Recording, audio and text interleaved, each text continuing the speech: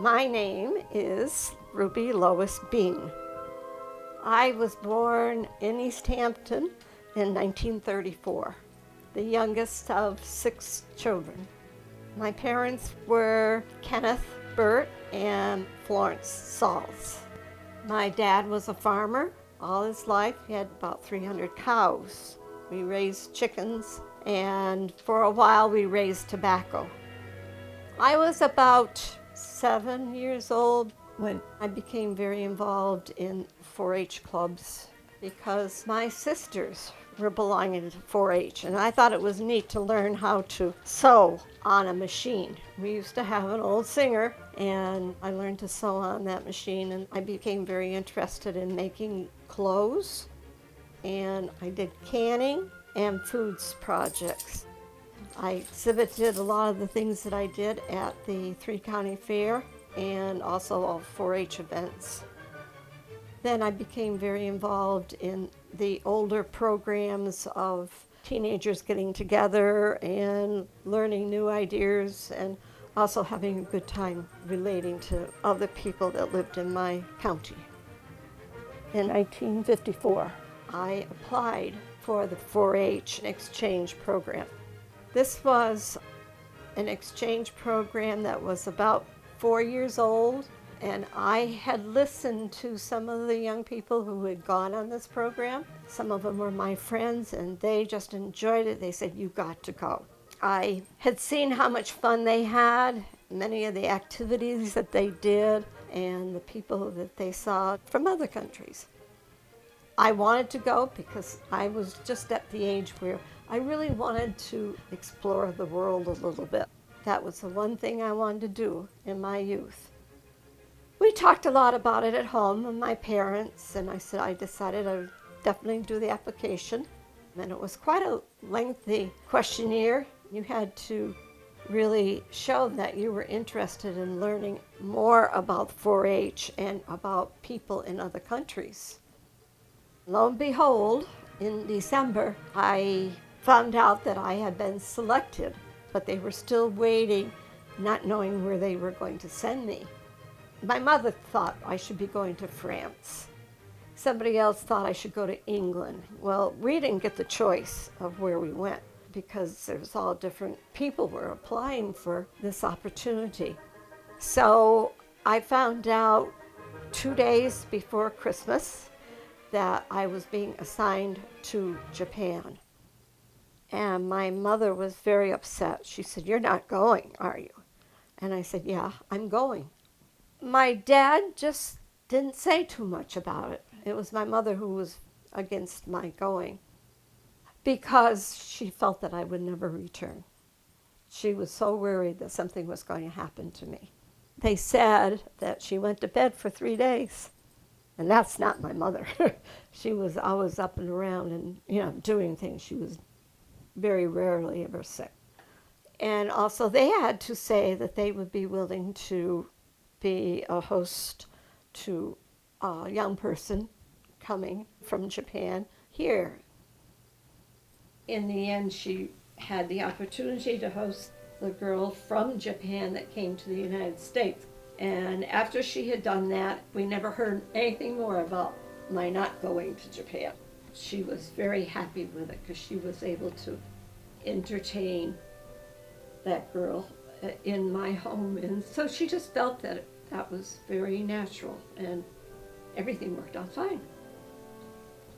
4-H sent us records that were to learn the Japanese language and from American words. Well, they weren't very successful. And at least I didn't think so, and neither did the young man that went with me. But there was a gentleman who went with me to Japan. He was Lane Holdcroft. He was from Iowa, and his family had a big grain farm, I believe.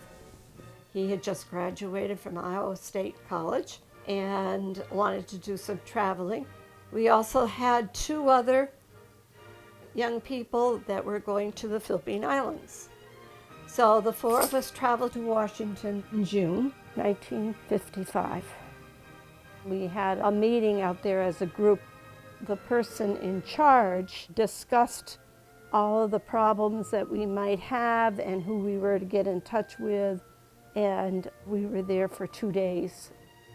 We traveled together cross country by train to San Francisco, which was kind of interesting. Never been on a train for that length of time before, but there we got on board a boat.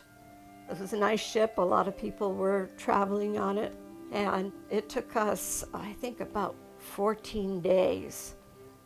We arrived over there in June, and we stayed in Japan until the 1st of November. Several weeks of our time, we went and lived with Japanese families who lived in the islands, and we would help them with whatever work they had to do. We went to 5 different prefectures, and actually I had 6 different homes I stayed with. We also went to a lot of 4-H meetings, and we had to give a lot of speeches and talk about the program and talk about our home and our families. And we had interpreters who were there or went with us so they could interpret what our message was. We had to be very careful because sometimes they said they knew how to interpret and they didn't really know how to interpret you word for word. And so what they said you said was not always clear and was not always correct. I worked on a farm in Hokkaido, the most northern island, and out there we picked a lot of corn, vegetables.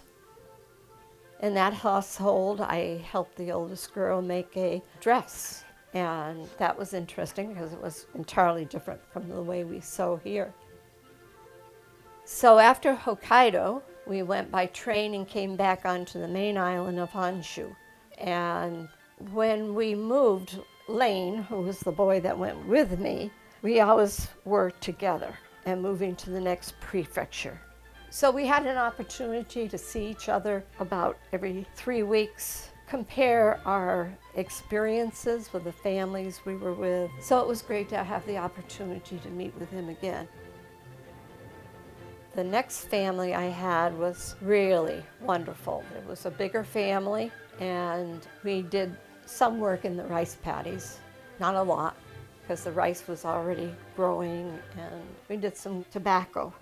What the Japanese people did was to pick off the leaves off from the plant, and they would bring them to the house. And then in the evening time, they would sit in the house, and they would use rope that had been twisted, untwist it, and put a leaf in there. And so then they would take these rope of leaves and hang them out in front of their house, and they would hang the leaves out there until they dried. Then they would take them down, untwist the rope, and get the leaf out. I enjoyed doing it because I was able to use the tip of my fingers to uncurl that rope and shove the stem of the tobacco leaf in there. And it was very easy for me. They had a hard time understanding how I could do it so fast. Well, I had been working in an office doing a lot of typing, and the ends of my fingers, they had been used to do that, which was almost the same thing as putting that leaf into the rope. After we had been to 3 families, we went back to Tokyo for a while, just kind of rest and relaxation. And they took us to see the Golden Temple, which is south of Tokyo. So we went by train and we walked towards the Golden Temple, and it was so beautiful because it was bright gold and the trees and bushes were very green, and there was water in front of it, and it had the reflection of the temple in the water. And you could see some of the fish in the water that are bright orange. It was just a beautiful scene, and we were very happy to see it. Inside the temple was very plain. There wasn't anything going on that day there, but the outside was just gorgeous, gorgeous. And we also got invited to some homes where we'd have a typical Japanese meal. somebody who was probably worked for the government and they wanted to see an American. So we were able to do a few of those things on our break. And then we left to go to our next family. The next family was south of Tokyo, up in the mountains. We climbed a mountain together one day, and I don't know how big the mountain was, but it was very hard to walk up that mountain. It took me a long time. I finally made it. And there was this man who lived on the top of this mountain. But what he did was collect birds, and that's what he ate. He would get a bird, he'd take the feathers off from it, and then he would roast a bird over fire. And that's what he had to eat all the time. And we tasted it. It was good, but we just tasted it. But the people that we lived with were tremendous. They really took very good care of us, and they made sure that we were participating in their life. They wanted the United States to understand that they were willing. And whenever we traveled any place, they always went with us. So we were never left alone. We did a lot of interviews. We were in newspapers all the time. We were in magazines. And they came because they wanted to see what we did. In some of the areas I went, they never saw an American Girl. And they would stand and watch everything we did. They wouldn't interrupt us, but they would watch and they would take pictures of us. Talking about people seeing you, the children in the neighborhood would all want to come and see us. And they would cover up their face like this so you didn't see them, but they were laughing. They thought some of it was very funny. So sometimes at night we'd go out and do some of the dancing that they do. And people just was like, oh, she's dancing. So yeah, they enjoyed that. They enjoyed seeing us participating in their activities and how they do these activities. They were interested to see me sitting on the floor with my legs crossed, eating my meal, because that's the way they do it. They loved dressing us up. They used the old kimonos that had been in their families for years and years, and that's what they put on you. They thought that was the best thing there ever was. So like a Sunday or something, that's what we did. They're a lot to put on. You're also a little bit restricted in them. They're long. Then you had these ties that went around the waist, and no buttons on them at all. They were the ties. And then the padding in the back. In this one family, the son in the family dressed up too. And he put on what a man would wear to a wedding. I think I must have had like 6 layers on that day that I had been dressed up to get married. Because I really wasn't getting married. And you couldn't smile when your picture was taken. You were supposed to be very sober. But it was interesting. It was fun. They took very good care of their kimonos. They didn't wash them every day. They used the farming outfits for their daily working. The summer kimono, called a yukata, was just made of cotton and it had a simple tie around the waist. A lot of time they'd put those on in the evening time when they were relaxing. And I wore that one quite a lot while I was there. We were surprised at the amount of gifts that they wanted us to share with them. We were given some of the artwork which they rolled up. It was heavy paper. They were very fragile. We also had the dolls dressed up in Japanese clothing, sandals, kimonos. That was the biggest thing. They were so happy if they could give us a kimono to take home. And they really wanted us to enjoy their things, their styles. And Sometimes it was hard because we knew we couldn't take a large amount of stuff at home. But in the end, we had to purchase a trunk to put everything in. The trunk was full because the families wanted us to go home sharing something from that family. We arrived back in the United States the 1st of November and went across country by train to come all the way to Washington. We went back to Washington to see some of our representatives in Congress to give reports, talking about how we did, what they could do to improve the program, just trying to help the 4-H program per se.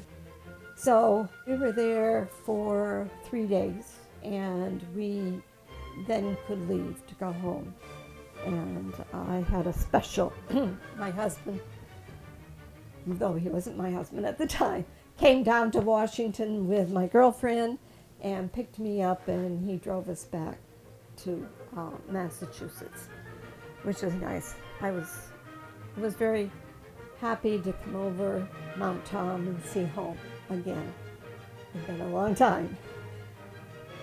That first 6 months home, I spent a long time going out and traveling to give a lot of speeches, because the idea of it was to introduce these people from Japan to the people in the United States. And it was like when we were in Japan, we introduced the United States and how we lived.